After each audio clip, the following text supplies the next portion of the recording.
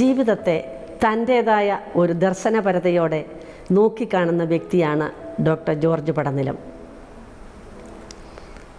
നാട്ടിലും വിദേശത്തുമൊക്കെയുള്ള തൻ്റെ ദീർഘകാല ജീവിതാനുഭവങ്ങളിൽ നിന്ന് എല്ലാ വിഷയങ്ങളെക്കുറിച്ചും അദ്ദേഹത്തിന് സ്വന്തം അഭിപ്രായങ്ങളുണ്ട്. ഇവിടെ വിശ്വാസം എന്ന് നാം എപ്പോഴും കേൾക്കുകയും പറയുകയും ഒക്കെ ചെയ്യുന്ന ആ ഒരു വിഷയത്തെക്കുറിച്ചാണ് അദ്ദേഹം സംസാരിക്കുന്നത്. വിശ്വാസത്തെ യാഥാർത്ഥ്യവുമായി ബന്ധപ്പെടുത്തുമ്പോൾ ഡോക്ടർ ജോർജ് പടനിലത്തിന് ഒത്തിരിയേറെ കാര്യങ്ങൾ നമ്മളോട് പറയുവാനുണ്ട്. വിശ്വാസം എന്ന ഒരു പദം നമ്മുടെ ജീവിതത്തിൽ ഇങ്ങനെ നിറഞ്ഞു നിൽക്കുകയാണ്. വിശ്വാസം അതല്ലേ എല്ലാം എന്ന് എത്രയോ പ്രാവശ്യം നമ്മൾ കേട്ടിരിക്കുന്നു. അപ്പം ഞങ്ങൾ സാധാരണക്കാർ ഈ വിശ്വാസം എന്ന ആ പദത്തിന് കൊടുക്കുന്ന അർത്ഥതലത്തിൽ നിന്ന് കുറേ കൂടി ഉന്നതമായ ഒരു അർത്ഥം ഈ ഒരു പദത്തിന് ഡോക്ടർ കൊടുക്കുന്നതായി ബ്ലോഗ് എഴുത്തുകളിൽ നിന്ന് മനസ്സിലായി. യാഥാർത്ഥ്യത്തെ വിശ്വാസവുമായി ഒക്കെ ബന്ധപ്പെടുത്തിയാണ് അങ്ങയുടെ ചിന്ത എന്ന് തോന്നുന്നു. എന്താണ് ഈ വിഷയത്തെക്കുറിച്ച് പറയാനുള്ളത്? വിശ്വാസം എന്നുള്ള ഒരു വാക്ക് പല രീതിയിൽ വ്യാഖ്യാനിച്ചെടുക്കാം നമ്മുടെ ഭാഷയിൽ, മലയാളത്തിൽ. അതേസമയം ഇംഗ്ലീഷ് അതിന് സ്വല്പം കൂടി ഒരു വ്യത്യാസമുണ്ട്. ബിലീഫ്, ഫെയ്ത്ത്, രണ്ടും തമ്മിൽ വ്യത്യാസമുണ്ട്. ബിലീഫ് എന്ന് പറഞ്ഞു കഴിഞ്ഞാൽ വളരെ പെട്ടെന്ന് മാറുകയോ മാറ്റിയെടുക്കാവുന്നതായിട്ടുള്ള ഒരു ധാരണ. ഫെയ്ത്ത് എന്ന് പറഞ്ഞു കഴിഞ്ഞാൽ കുറച്ചുകൂടെ അടിസ്ഥാനപരമായിട്ട് കുറച്ചുകൂടെ ആഴത്തിൽ അടിയുറച്ച ഒരു ധാരണ. അതാണ് വിശ്വാസം എന്ന് പറയുന്നത്. ആ വിശ്വാസം എപ്പോഴും ശരിയാണ് എന്ന് ഒരുപാട് ആളുകൾക്ക് വിശ്വാസമുണ്ട്, മനസ്സിലായി. അപ്പോൾ ആ ഫെയ്ത്ത് എന്നുള്ളതും ബിലീഫും തമ്മിൽ സ്വല്പ വ്യത്യാസമുണ്ട്. ബിലീഫ് ഈസ് വളരെ എളുപ്പത്തിൽ മാറ്റാവുന്നതാണ്. എന്നാൽ കൺവിക്ഷൻ എന്ന് പറയുന്നത് ബോധ്യം, അതായത് നമുക്ക് അനുഭവത്തിൽ നിന്നുള്ള ബോധ്യം ഉണ്ടാകുക. ഉദാഹരണമായിട്ട് ഒരു കുഞ്ഞിനോട് നമ്മൾ പറയുകയാണ്, മോനെ ആ ഒരു മെഴുകുതിരി കത്തിച്ച് അവിടെ വെച്ചിരിക്കുക, കുഞ്ഞിൻ്റെ അടുത്ത് പോയി തൊട്ടാൽ കൊള്ളാമെന്ന് ആഗ്രഹമുണ്ട്. അപ്പോൾ പറയും, മോനെ അത് കൈ പൊള്ളും, തൊടരുതെന്ന് പറയുക. അത് കൊച്ചിനെ നമ്മളിങ്ങനെ പിടിച്ചു മാറ്റും. ആ കൊച്ച് പിന്നെ അതിനൊരു ധാരണയേ ഉള്ളൂ ഇത് കൈ പൊള്ളുമെന്ന്. പക്ഷേ കൈ പൊള്ളുന്നത് എന്നാണെന്ന് പോലും അതിന് നല്ലപോലെ അറിയാൻ വയ്യ. അതുകൊണ്ട് അത് പോയി തൊടാൻ നോക്കും. 2 പ്രാവശ്യം നമ്മൾ പിടിച്ചു മാറ്റും. അത് കഴിഞ്ഞ് അത് പോയി അതെല്ലാം തൊടുമ്പോഴത്തേക്ക് പെട്ടെന്ന് കൈ പിടിച്ച് മാറ്റിയിട്ട് വെച്ചു അപ്പോഴത്തേക്ക് ഇത് ഫൂതിയൊക്കെ മാറ്റി. അപ്പോഴത്തേക്ക് കൊച്ചിന് ബോധ്യമായി തീയെ തൊട്ടാൽ കൈ പൊള്ളും എന്നുള്ളത്. അതൊരു ബോധ്യമാണ്. മറ്റേ അതുവരെ കൊച്ചതെ വിശ്വസിച്ചിരുന്നെങ്കിൽ ഒരു വിശ്വാസം അല്ലെങ്കിൽ ഒരു ധാരണ മാത്രമാണ്. ഞങ്ങളൊക്കെ ചെറുപ്പത്തിൽ ഒരു 10-11 വയസ്സൊക്കെ ഉള്ള ആ സമയത്തൊക്കെ ഈ പ്രായമുള്ള ആളുകൾ വന്ന് വലിയ വലിയ കഥകളൊക്കെ പറയും. അതൊന്നും ഈ ഇലക്ട്രിസിറ്റി ഒന്നുമുള്ള കാലമല്ല. ഞാൻ പറയുന്നത് 1940-കളിലെയും 50 early 50s കാര്യമാണ് ഞാനീ പറയുന്നത്. ഇവിടെയെങ്ങും വഴിവിളക്കുകളോ ഒന്നുമില്ല. റാന്തൽ വിളക്കുകൾ മാത്രം വീടുകളിൽ വല്ലപ്പോഴും കണ്ടെന്ന് വരും, മണ്ണെണ്ണ വിളക്ക്, അങ്ങനെയുള്ള ഒരു സന്ദർഭമായിരുന്നു. അപ്പോൾ ഇവിടെയൊക്കെ ഈ വലിയ മരങ്ങൾ, ഈ വലിയ കുളമെന്നും പറഞ്ഞൊരു വലിയ അവിടെ അതൊരു വലിയ കുളമായിരുന്നു. വലിയൊരു കുളമുണ്ടായിരുന്നു അവിടെ. ആ കുളത്തിൻ്റെ ഭാഗത്ത് വളരെ ആൾതാമസം കുറവായിരുന്നു. അപ്പോൾ അവിടെയൊക്കെ എല്ലാം പിശാചുക്കളെല്ലാം അവിടെ എന്നുള്ളതാണ് ധാരണ. സന്ധ്യ കഴിഞ്ഞാൽ പിന്നെ ആൾക്കാർ ആ വഴിയെ നടക്കുകയില്ലായിരുന്നു. കാളവണ്ടിക്കാർ ഈ റാന്തൽ വിളക്കം കൊണ്ട് വളരെ പേടിച്ചാണ് അതിൽ വന്നിരുന്നത്. ചില ആൾക്കാരൊക്കെ വന്ന് പറയും, അയ്യോ ഞങ്ങളവിടെ പോയപ്പോഴത്തേക്ക് പെട്ടെന്ന് ആഞ്ഞിലി ഇങ്ങനെ കുലുക്കുന്നുണ്ട്, ഒരു വലിയ പെരിയാനായിരുന്നു അതിൽ ചാടിയത്. ചിലർക്കൊക്കെ ഇത് കണ്ട് ഭയം പിടിച്ച് ഹാർട്ട് അറ്റാക്ക് വന്ന് വഴി വീണ് മരിച്ചിട്ടുണ്ട്. അതൊക്കെ ഒരു ധാരണയാണ്. പക്ഷേ 1958-59 ആയപ്പോഴത്തേക്ക് ഇവിടെ ഇലക്ട്രിസിറ്റി വന്നു, വഴിവിളക്ക് വന്നു.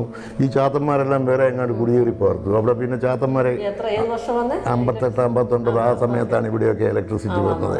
അപ്പോൾ അത് വരത്തേക്ക് ചാത്തന്മാരുടെ കേന്ദ്രമായിരുന്നു വലിയ കുളം എന്ന് പറയുന്ന സ്ഥലം എന്ന് പറയും. ഒരു ധാരണ, പക്ഷേ അതൊരു വിശ്വാസമായിരുന്നു. അതിനെ കൊല്ലാൻ ശക്തിയുള്ള വിശ്വാസമായിരുന്നു ചില ആളുകളെ. അപ്പം അവർക്ക് ഈ പേടിച്ച ആളിനെ സംബന്ധിച്ചിടത്തോളം കൺവിക്ഷനാണ്. അതേസമയം നമ്മളോട് അത് പറയുമ്പോഴത്തേക്ക് ഈ ആളിൻ്റെ വിശ്വാസ്യതയാണ് നമ്മൾ നമ്മൾ പറയുന്ന ആൾ വിശ്വസിക്കാൻ കൊള്ളാവുന്നവനാണെങ്കിൽ നമ്മളതങ്ങ് വിശ്വസിക്കും. അപ്പോൾ ഈ വിശ്വാസം എന്ന് പറയുന്നത് പലപ്പോഴും നമുക്ക് വിശ്വാസമുള്ള ഒരാളെ, നമുക്ക് ആളിനെക്കുറിച്ച് പുള്ളിയുടെ സത്യസന്ധതയിലോ അല്ലെങ്കിൽ അറിവിനെക്കുറിച്ചോ നമുക്കൊരു ബഹുമാനമുള്ള ഒരാൾ നമ്മളോട് പറയുകയാണെന്നുണ്ടെങ്കിൽ നമ്മളതങ്ങ് വിശ്വസിക്കും. അതാണ് വിശ്വാസം എന്ന് പറയുന്നത്. അതേസമയം ബോധ്യം എന്ന് പറയുന്നത് നമ്മളെപ്പോഴും നമുക്ക് നല്ല ബോധ്യം വരണം, എങ്കിൽ മാത്രമേ നമുക്കത് മനസ്സിൽ ഉൾക്കൊള്ളാനൊക്കത്തുള്ളൂ. അപ്പോൾ ഈ ബോധ്യം മനസ്സിൽ വരിക എന്നുള്ളത് നമ്മൾ സ്വന്തമായിട്ട് നമ്മൾ തന്നെ ഒന്ന് ചിന്തിച്ചെടുത്തെങ്കിൽ മാത്രമേ നമുക്ക് ആ ബോധ്യം ഉണ്ടാകത്തുള്ളൂ, സ്വയമായിട്ട്. അല്ലാതെ ചുമ്മാ വെറുതെ വല്ലവരും പറഞ്ഞു കേട്ടു, ആരെല്ലാം പറഞ്ഞു കേട്ടു, അതുകൊണ്ട് വിശ്വാസം അതിൽ വിശ്വസിച്ചോണം. നമ്മുടെ മതപരമായിട്ടുള്ള ഒരു കാര്യം ഇതാണ്, ഇന്നതിനകത്ത് അത് ഒന്നുകിൽ 6000 കൊല്ലം മുമ്പ് എഴുതിയിരിക്കുന്ന ബൈബിൾ എഴുതിയിരിക്കുന്നത് അതുപോലെ വിശ്വസിച്ചോണം, അല്ലെന്നുണ്ടെങ്കിൽ നീ തെറ്റാണ് എന്ന് പറയുന്നത് അത് ഇന്നത്തെ സാഹചര്യത്തിൽ അതെന്തുമാത്രം യുക്തിക്ക് നിരക്കുന്നതാണ് എന്ന് ചിന്തിച്ചു പോയെങ്കിൽ അത് തെറ്റാണ് എന്നുള്ളതാണ്. അപ്പോൾ ചിലപ്പോൾ പണ്ടൊക്കെ അച്ഛന്മാർ പറയുമായിരുന്നു, നിങ്ങൾ ദൈവത്തെ ചോദ്യം ചെയ്യരുതെന്ന് എന്ന് പറഞ്ഞ പോലെ നമ്മളെ ഭയപ്പെടുത്തി വിശ്വസിപ്പിക്കുന്നതും അതൊക്കെ ഈ വളരെ ഈ മണൽപ്പുറത്തുള്ള കെട്ടിടം പോലെയാണ്. അത് പെട്ടെന്ന് ധാരണകളൊക്കെ മാറിയെന്ന് വരും വിശ്വാസം എന്ന് പറയും. അതേസമയം നമുക്ക് ബോധ്യപ്പെട്ട ഒരു കാര്യമാണ് എങ്കിൽ നമുക്കത് ഒരിക്കലും മാറുകയില്ല. ഞാൻ ഇവിടെ ഹൈസ്കൂളിൽ പഠിച്ചുകൊണ്ടിരുന്ന കാലത്ത്, ഹൈസ്കൂളിലല്ല കോളേജിൽ പഠിച്ചുകൊണ്ടിരുന്ന കാലത്ത്, മെഡിക്കൽ കോളേജിൽ പഠിച്ചുകൊണ്ടിരുന്ന കാലത്ത് പോലും എനിക്കൊരു വലിയൊരു പ്രശ്നമുണ്ടായിരുന്നു. അതായത് മുടി വളർന്നാൽ ഉടനെ തന്നെ എനിക്ക് ഭയങ്കരമായിട്ട് ജലദോഷം വരും. മുടി വെട്ടി കഴിയുമ്പോഴത്തേക്ക് ജലദോഷം അങ്ങ് പോവുകയും ചെയ്യുമായിരുന്നു. അതിൻ്റെ കാരണം എന്താണെന്ന് ചോദിച്ചു കഴിഞ്ഞാൽ, ഒരിക്കൽ വലിയ ജലദോഷത്തിനെ പിടിച്ച് നമ്മുടെ അന്നൊക്കെ ഈ ഹോമിയോ ഡോക്ടർമാരെ ഉണ്ടായിരുന്നുള്ളൂ. ഒരു ഹോമിയോ ഡോക്ടറുടെ അടുത്ത് എന്ന് ചോദിച്ചപ്പോഴത്തേക്ക്, അത് കുഞ്ഞിൻ്റെ മുടി വളർന്നത് കൊണ്ടാണ് ജലദോഷം വരുന്നത്, അതുകൊണ്ട് മുടി വെട്ടിക്കളഞ്ഞ് അങ്ങ് മാറിക്കോളും. ഞാൻ പുള്ളി പറഞ്ഞത് വിശ്വസിച്ചു, മുടി വെട്ടി ജലദോഷം പോവുകയും ചെയ്തു. അതിൽ പിന്നെ മുടി വളരുമ്പോഴൊക്കെ എനിക്ക് കടുത്ത ജലദോഷം വരും. മുടി വെട്ടി കഴിഞ്ഞാൽ ഉടനെ തന്നെ അതങ്ങ് പോവുകയും ചെയ്യും. അങ്ങനെ പോയി വർഷങ്ങളായി. ഞാൻ അമേരിക്കയിൽ ചെന്ന് കഴിഞ്ഞപ്പോഴത്തേക്ക് അവിടെ ഈ ഹിപ്പികളുടെ കാലമായിരുന്നു. 1968-69 ഞാൻ അമേരിക്കയിൽ ചെന്നത്. അന്ന് ഹിപ്പികളുള്ളായിരുന്നു. എല്ലാവരും ആണുങ്ങളൊക്കെ മുടി വളർത്തി മീശയും വളർത്തി ഇങ്ങനെ നടക്കുന്നൊരു കാലമായിരുന്നു. അപ്പോൾ ഞാൻ ആലോചിച്ചത്, ഇവന്മാർക്കൊന്നും ജലദോഷം വരാത്തതിന് എനിക്കും മാത്രമേ ജലദോഷം വരുന്നത് എന്നാ. അപ്പം ഞാൻ ചിന്തിച്ചത് എൻ്റെ മനസ്സിലുള്ള ഒരു ഇതാണ് എന്ന്. അതുകൊണ്ട് ഞാൻ വിചാരിച്ചു ഇതൊന്ന് ടെസ്റ്റ് ചെയ്ത് കളയാമെന്ന് കരുതി. മുടി വളർന്നു കഴിഞ്ഞിട്ട് ഞാൻ മുടി വെട്ടുന്നില്ല എന്ന് വെച്ചു. ഒരു 2 ആഴ്ചത്തേക്ക് ഭയങ്കര കഠിനമായ ജലദോഷമായിരുന്നു.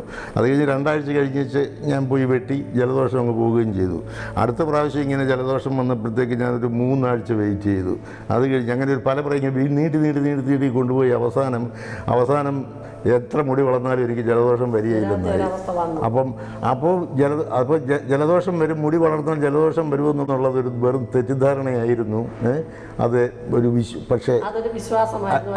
വിശ്വാസമായിരുന്നു. പക്ഷേ എനിക്കത് അങ്ങനെ സംഭവിക്കുകയില്ല എന്നുള്ളതൊരു ബോധ്യമായിട്ട് മാറി. അതോടുകൂടി പിന്നെ ആര് പറഞ്ഞാലും ഞാൻ വിശ്വസിക്കത്തില്ല, മുടി വളർന്നു കഴിഞ്ഞാൽ ഉടനെ ജലദോഷം വരുമെന്നുള്ളത്. ഇങ്ങനെയുള്ള കാര്യങ്ങളാണ് നമ്മളെ ബോധ്യം വരുന്ന ആളുകൾ ഇതിനകത്ത് ഉറച്ചു നിൽക്കും. അവർക്ക് നല്ല ധൈര്യമായിരിക്കും ഈ പറയുന്നതൊക്കെ ശരിയാണ് എന്നുള്ളത്. അപ്പോൾ നമ്മുടെ ബോധ്യങ്ങൾ, നമ്മൾ ലോകത്തെ കാണുന്നത് നമ്മുടെ ബോധ്യങ്ങളുടെ അടിസ്ഥാനത്തിലല്ല, പലപ്പോഴും വിശ്വാസത്തിൻ്റെ അടിസ്ഥാനത്തിലാണ്. കാരണം വെച്ചാൽ നമ്മുടെ വിശ്വാസം എന്താണെന്ന് വെച്ചാൽ അതിനെ പ്രൊട്ടക്റ്റ് ചെയ്യണം. ഈ വിശ്വാസം എന്ന് പറയുന്നത് മറ്റുള്ളവർ പറഞ്ഞു കേട്ടിട്ടുള്ളതാണ്, നമുക്ക് ബോധ്യപ്പെട്ടിട്ടുള്ളതല്ല, നമ്മളതേക്കുറിച്ച് ആലോചിച്ചിട്ടില്ല. ആലോചിക്കുന്നത് തെറ്റാണെന്ന് പ്രായമുള്ളവർ പറഞ്ഞ് ചിന്തിക്കുക, അതിനെതിരായിട്ട് ചിന്തിക്കുന്നത് തന്നെ തെറ്റാണെന്നുള്ള ധാരണയിലാണ് നമ്മളൊക്കെ വളർന്നു വന്നത്. അപ്പോൾ അതിൻ്റെ വെളിച്ചത്തിൽ നമുക്കൊരിക്കലും സ്വന്തമായിട്ട് എൻ്റെ ഈ ധാരണ ശരിയാണോ തെറ്റാണോ എന്നുള്ളതിനെക്കുറിച്ച് ചിന്തിക്കാനുള്ള ഒരു സന്നദ്ധത ഉണ്ടാകത്തില്ല. നമ്മളെ സ്വന്തമായിട്ട് ഞാൻ ചിന്തിക്കുന്നത് ശരിയാണോ എന്ന് ആലോചിക്കാത്ത ആളുകൾ എപ്പോഴും മണ്ടത്തരങ്ങൾ കാണിച്ചെന്ന് വരും. കാരണം വെച്ചാൽ അവർ പഴയ ഒരു കാലഘട്ടത്തിലെ തത്വങ്ങളുടെ അടിസ്ഥാനത്തിലായിരിക്കും അവർ ഓരോന്നിനോടും പ്രതികരിക്കുന്നതും. പ്രായമുള്ള ആൾക്കാരെ എന്തെങ്കിലും ഒരു കാര്യം നമ്മൾ വീട്ടിൽ ചെന്ന് പറഞ്ഞു കഴിഞ്ഞാൽ ഉടനെ അങ്ങനെ ചെയ്യരുത്, അത് തെറ്റാണ്, അങ്ങനെ പാടില്ല, ഇതാണ് എന്നൊക്കെ പറയാറില്ലേ. വാസ്തവത്തിൽ എനിക്കൊരു പ്രായമുള്ളതെന്ന് പറഞ്ഞാൽ എൻ്റെ പ്രായത്തിൽ 2-3 വയസ്സ് കൂടുതലുള്ള ഒരു അളിയനുണ്ടായിരുന്നു. പുള്ളി വളരെ ഒരു സങ്കുചിത മനസ്ഥിതിക്കാരനായിരുന്നു. അദ്ദേഹത്തിൻ്റെ മക്കൾ പുള്ളിയോട് ചോദിക്കുക, എന്തെങ്കിലും പറയും, എടാ മോനെ അത് ചെയ്യരുത്, ഇത് ചെയ്യുമ്പോഴത്തേക്ക് പപ്പ അങ്ങനെ ചെയ്താലുള്ള കുഴപ്പമെന്നാന്ന് ചോദിച്ചു കഴിഞ്ഞാൽ, എടാ ഞാൻ നിൻ്റെ അപ്പനാ പറയുന്നത് കേട്ടോണം. അങ്ങനെയാണ് നമ്മുടെ വിശ്വാസം ഉണ്ടാകുന്നത്. അപ്പം നമ്മുടെ വിശ്വാസം ശരിയാണോ തെറ്റാണോ, അത് ആനുകാലികമാണോ അതോ പഴയ കാലത്തെ ഒരു ചിന്താഗതി മാത്രമാണോ, അതുകൊണ്ട് പ്രായോഗികമായിട്ട് എന്തെങ്കിലും പ്രയോജനമുണ്ടോ, നമ്മൾ ഉദ്ദേശിക്കുന്ന കാര്യസാധ്യത്തിന് അത് വഴിവെക്കുന്നുണ്ടോ, ഇതൊന്നും ചിന്തിക്കാതെ കണ്ട് ചുമ്മാ വെറുതെ അന്ധമായിട്ട് വിശ്വസിച്ചുകൊണ്ട് നടക്കുന്ന ഒരു അന്ധതയുടെ ലക്ഷണം മാത്രമല്ല, അത് വേറൊന്നുമല്ല.